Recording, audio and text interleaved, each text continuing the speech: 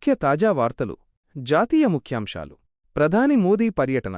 ప్రధానమంత్రి నరేంద్ర మోదీ ఇటీవల పుట్టపర్తిలో శ్రీ సత్యసాయిబాబా శత జయంత్యుత్సవాలలో పాల్గొన్నారు. ఈ సందర్భంగా ఆయన ప్రత్యేక పూజలు నిర్వహించి 100 రూపాయల స్మారక నాణెం, తపాలా బిళ్లను ఆవిష్కరించారు. కేంద్ర దర్యాప్తు సంస్థల చర్యలు. ఢిల్లీ పేలుళ్ల కేసులో సంబంధం ఉన్నారనే అనుమానంతో 10 మంది అల్ ఫలాహ్ యూనివర్సిటీ విద్యార్థులు అదృశ్యం కావడం, వారి ఫోన్లు స్విచ్చాఫ్ అవ్వడంపై దర్యాప్తు కొనసాగుతోంది. ఆర్థిక వార్తలు.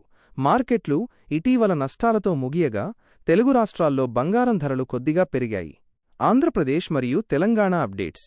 AP liquor scam. AP liquor స్కాంకు సంబంధించిన కేసులో నిందితులకు హైకోర్టులో ఎదురుదెబ్బ తగిలింది. వారికి ఇచ్చిన డిఫాల్ట్ బెయిల్ రద్దు చేయబడింది. Elevated corridor.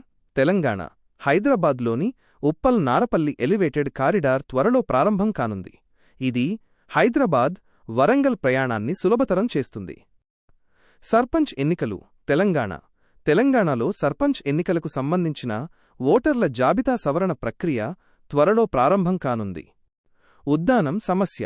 ఏపీ శ్రీకాకుళం జిల్లాలోని ఉద్దానం కిడ్నీ వ్యాధుల సమస్య పరిష్కారం కోసం ఐసీఎంఆర్ అధ్యయనం చర్యలు చేపట్టింది.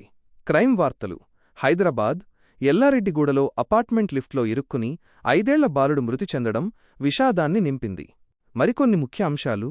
ఐబొమ్మ కేసు. పైరసీ కేసులో నిందితుడు ఇమ్మడి రవిని నాంపల్లి కోర్టు 5 రోజుల పోలీసు కస్టడీకి అనుమతించింది. ట్రాఫిక్ జాగ్రత్తలు.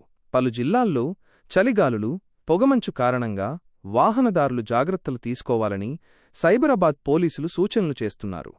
మీకు ఈ వార్తల్లో ఏదైనా ఒక అంశం గురించి లేదా మరేదైనా ప్రత్యేక రంగం, ఉదాహరణకు క్రీడలు, సినిమా లేదా టెక్నాలజీ గురించి మరింత సమాచారం కావాలంటే అడగగలరు.